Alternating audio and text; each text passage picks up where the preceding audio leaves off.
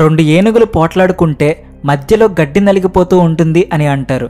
ఈరోజు మనం బంగ్లాదేశ్లో మారుతున్న పరిస్థితులతో పాటు ఇండియాకి బంగ్లాదేశ్కి మధ్య ఉన్న టెన్షన్స్ గురించి కూడా చెప్పుకుందాం. రెండు పెద్ద శక్తులతో పెట్టుకుంటే ఏమవుతుందో బంగ్లాదేశ్కి ఇప్పుడు బాగా అర్థమయ్యే ఉంటుంది. అమెరికా అండ చూసుకుని బంగ్లాదేశ్ మనల్ని ఒత్తిడికి గురి చేయాలి అని ట్రై చేసింది.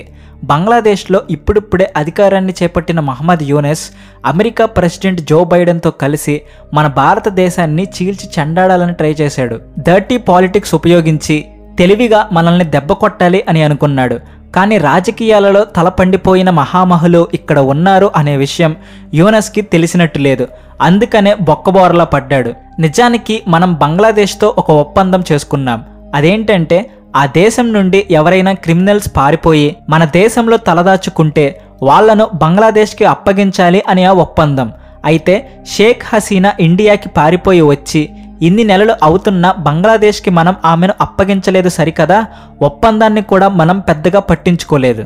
ఇక పుండు మీద కారం చల్లినట్టు డొనాల్డ్ ట్రంప్ గెలిచాడు కాబట్టి బంగ్లాదేశ్ ఇప్పుడు ఇరకాటంలో పడింది. ఎందుకంటే అమెరికా ప్రెసిడెంట్ డొనాల్డ్ ట్రంప్ గతంలో కూడా బంగ్లాదేశ్లో హిందువులు అత్యాచారాలకు గురి అవుతున్నారు అని అందరి ముందు చెప్పాడు. అందుకని ఇప్పుడు ఆయన అమెరికా ప్రెసిడెంట్ అయిన తర్వాత బంగ్లాదేశ్కి చుక్కలు కనిపిస్తూ ఉన్నాయి.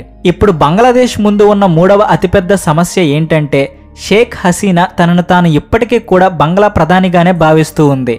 ఇలాంటి టైంలో ఎన్నో సందేహాలు కలుగుతూ ఉంటాయి. ఈ విషయాలన్నిటి గురించి మనం చాలా సింపుల్గా చర్చించుకుందాం. మీకు ఇలాంటి జియో పాలిటిక్స్ విషయాలను అరటిపండు నోట్లో వలిచిపెట్టినట్టు అర్థమయ్యేలా చెబుతున్నందుకైనా సరే మా ఛానల్ సబ్స్క్రైబ్ చేసుకోండి. ఈ వీడియోకి లైక్ కొడితే ఈ వీడియో మరికొందరు మీలాంటి దేశభక్తులకు చేరుతుంది. మన ఇండియా బంగ్లాదేశ్ని ఎలా 3 చెరువుల నీళ్లు తాగిస్తూ ఉందో అందరికీ తెలుస్తుంది. సరే, ఇక టాపిక్లోకి వస్తే డొనాల్డ్ ట్రంప్ అమెరికా ప్రెసిడెంట్గా గెలిచిన తర్వాత బంగ్లాదేశ్ మాజీ ప్రధాని షేక్ హసీనా ఆయనకు అభినందనలు తెలుపుతూ ఒక లేఖ పంపించారు. ఈ లెటర్లో ఇప్పటికీ కూడా షేక్ హసీనా బంగ్లా ప్రధానిగా మెన్షన్ చేశారు. ఇప్పటికే international court of justice Bangladesh మాజీ ప్రధాని షేక్ హసీనాను ఇంటర్నేషనల్ క్రిమినల్గా ఆర్డర్స్ జారీ చేసింది. ఆమె మీద నిరసనకారులను హత్య చేయించడం వంటి ఎన్నో నేరాలు మోపబడ్డాయి. ఇప్పటి వరకు ఆమె మీద 60కి పైగా కేసులు నమోదు చేశారు. ఇప్పటికే బంగ్లాదేశ్లో పొలిటికల్గా చాలా గందరగోళం ఉంది. బంగ్లాదేశ్లో ఉన్న ఇంటర్నల్ అఫైర్స్ కూడా అయోమయ పరిస్థితుల్లో ఉన్నాయి. ఇక పెరుగుతున్న ధరలు ఒకవైపు, విద్యుత్ కొరత, ఆహార పదార్థాల కొరత, ఇవన్నీ బంగ్లాదేశ్ని ఉక్కిరిబిక్కిరి చేస్తూ ఉన్నాయి. ఇక విద్యుత్ కొరత వల్ల ఇప్పటికే బంగ్లాదేశ్లో ఆర్థికంగా ఎంతో నష్టాన్ని చూడాల్సి వస్తుంది. జనాలలో కూడా అసంతృప్తి పెరిగిపోతూ ఉంది. ఇలాంటి టైంలో షేక్ హసీనాని బంధించి బంగ్లాదేశ్కి తీసుకురావడం మీద అక్కడి గవర్నమెంట్ పైన చాలా ఒత్తిడి పెరుగుతూ ఉంది.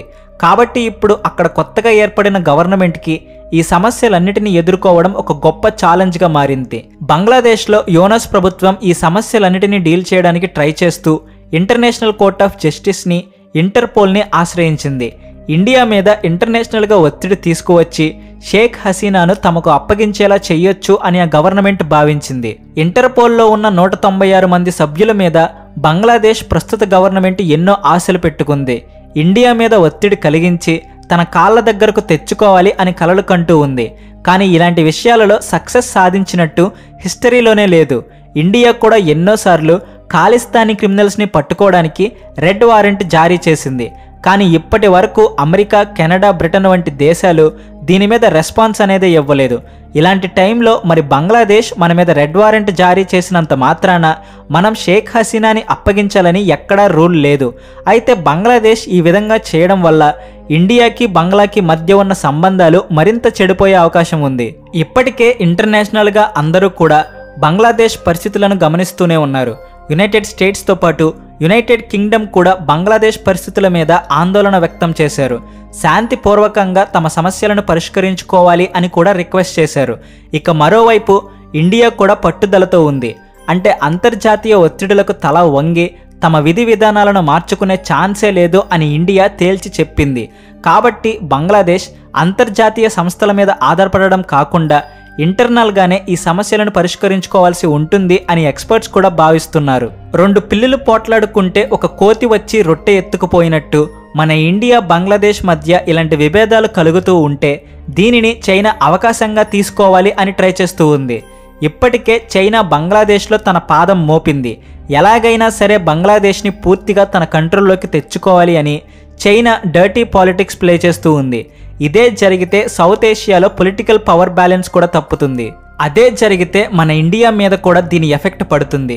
ముఖ్యంగా మన బిజినెస్ ట్రేడింగ్స్ మీద దీని ప్రభావం చాలా ఉంటుంది. చైనా కారిడార్ నిర్మిస్తూ ఉంది అనే విషయం అందరికీ తెలిసిందే. అయితే బంగ్లాదేశ్ భారతదేశం మధ్య రిలేషన్స్ దెబ్బతింటున్న ఈ సమయంలో చైనా తన పని తాను సవ్యంగా చక్కబెట్టుకుంటుంది అని అనిపిస్తుంది. ఇక మోడీ ప్రభుత్వం బంగ్లాదేశ్కి షేక్ హసీనాని అప్పగించే విషయంలో చాలా మొండిగా ఉన్నారు. దీనిని ఒక పొలిటికల్ ఇష్యూగా మోడీ గవర్నమెంట్ ట్రీట్ చేస్తూ ఉంది. ఇది చాలా సెన్సిటివ్ ఇష్యూ. నిరసనకారుల మీద షేక్ హసీనా ప్రభుత్వం చేసిన దాడి కేవలం శాంతి భద్రతల పరిరక్షణ కోసం మాత్రమే చేసినట్టు మన గవర్నమెంట్ భావిస్తూ ఉంది. మన చట్టాల ప్రకారం ఇందులో ఎలాంటి తప్పు లేదు. కాబట్టి షేక్ హసీనాను క్రిమినల్గా మనం అంగీకరించడం లేదు. ఇక బంగ్లాదేశ్కి భారత్కి మధ్య ఉన్న ట్రేడ్ రిలేషన్స్ బట్టి చూస్తే కూడా ఈ విషయం చాలా కాంప్లికేటెడ్గా మారిపోతూ ఉంది.